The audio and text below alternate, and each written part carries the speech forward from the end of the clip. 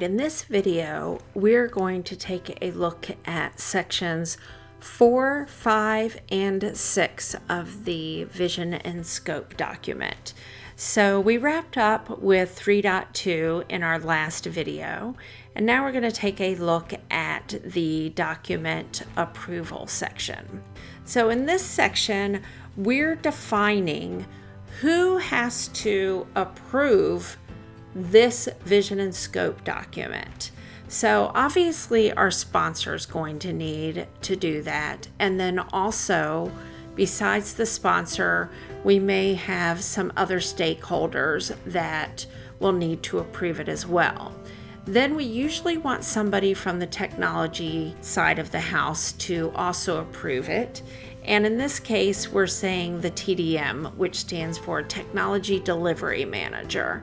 You may not have a TDM, you may have a lead developer. It doesn't really matter what the title of the person is. It's that you have somebody from that side of the house that has reviewed this document and is starting to understand what the project is about.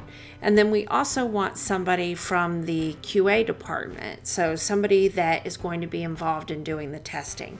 It could be the manager of the QA department, it could be a lead QA person, whoever it is that the QA department has deemed needs to be the approval for this project is whose name would go on here. So you have the business area, or the group, I should say, which can be business area, the technical team, the QA team. And again, there's no right or wrong here as far as how many areas are included. You can have more than these areas. This is just some examples that I'm giving you. But you want to notate who the group is, and then what the name of the stakeholder is for that area. So is it, Tom Jones? Is it Sally Thompson? Whatever their name is. And then the other thing that you want to note here is when did they give their approval for this document? So most likely you're not going to get all of the approvals on the same day. If you've got a time period where you've told people, okay, now, we need your approval by such and such date. Somebody might give it to you on Monday, somebody else might give it to you on Wednesday. So you want to make sure you're documenting the date that people have approved it. The next section that we want to take a look at is change management. Change management is really talking about who is it that is actually able to make changes. So we want to list the stakeholders that are basically allowed to submit changes in the scope for this project. So obviously your sponsor is going to be able to. They're the one that is really sponsoring this project, and they're the ones that have the biggest stake in this project. So they certainly can make changes in the scope, but there could be other stakeholders as well that the sponsor says can make changes to the scope too. So we want those people listed here because we don't want to allow anybody else to make changes. So if somebody else tells you this change is needed, then you would need to say, okay, that's great, I understand that. I need you to get with Sally so that Sally can submit that change for us, because Sally has to be the one to approve the changes.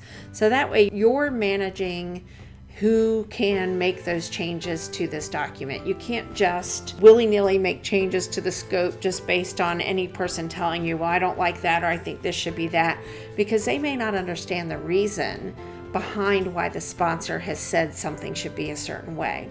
So we want to make sure that we're controlling who can submit changes in scope. Now, the next thing that we have is section 6, which is our quality assurance approvals. So this is defining the name of the persons that will be responsible for signing off on the test results.